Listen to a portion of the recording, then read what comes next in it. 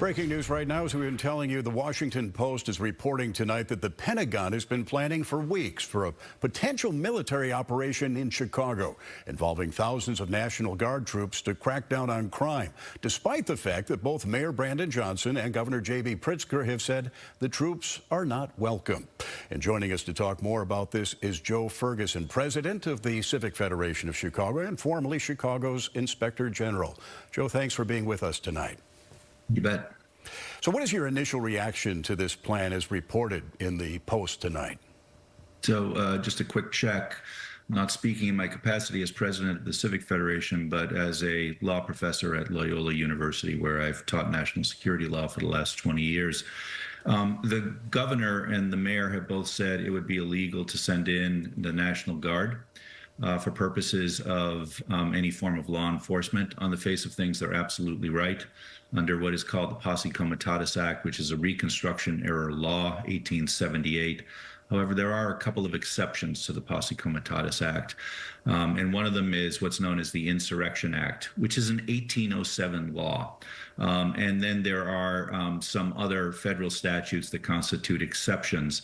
And so the question is, what exceptions might exist right now? But in the first instance, to simply send in or attempt to federalize National Guard or to send in the military for law enforcement purposes in the first instance, it is unlawful.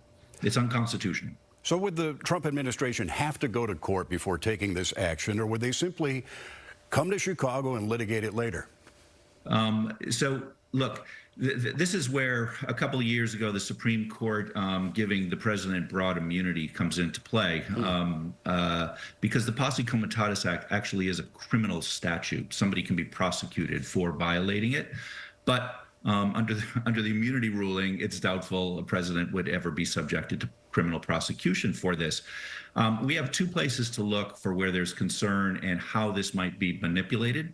One is Los Angeles, where they are currently litigating the endeavor to federalize, or the actual federalization of the National Guard. And everybody should understand there's 54 National Guards in the United States, 50 of them, one for each state, for which the governor of the state is the commander-in-chief, the 3 territories, and the District of Columbia, D.C., where things are going on right now, and I'll speak to that in a second.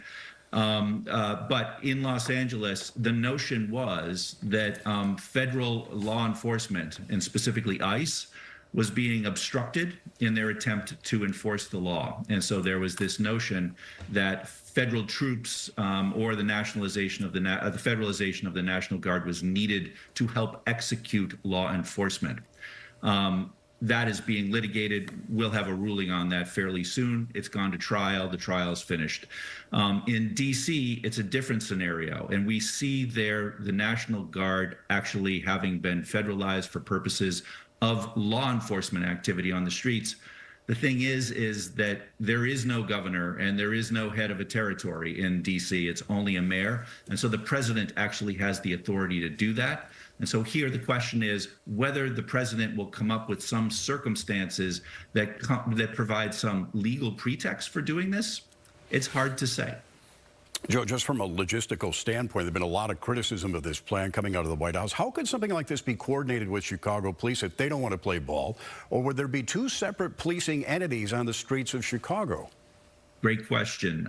So Chicago is a sanctuary city, which means it has committed itself to not utilize its law enforcement for any purpose other than those that have actually been authorized by the mayor or the governor, except to the extent required by federal law.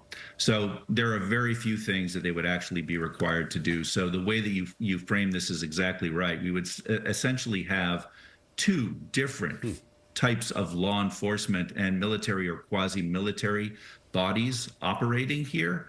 And to your earlier question, we're living in an age in which what is happening out of Washington is, irrespective of whether something is a matter of tradition and general understanding of the law would appear to be unlawful or unconstitutional, the administration in Washington takes action first and litigates second. All right. Joe Ferguson, thanks for your expertise tonight. Good to talk to you again. All right.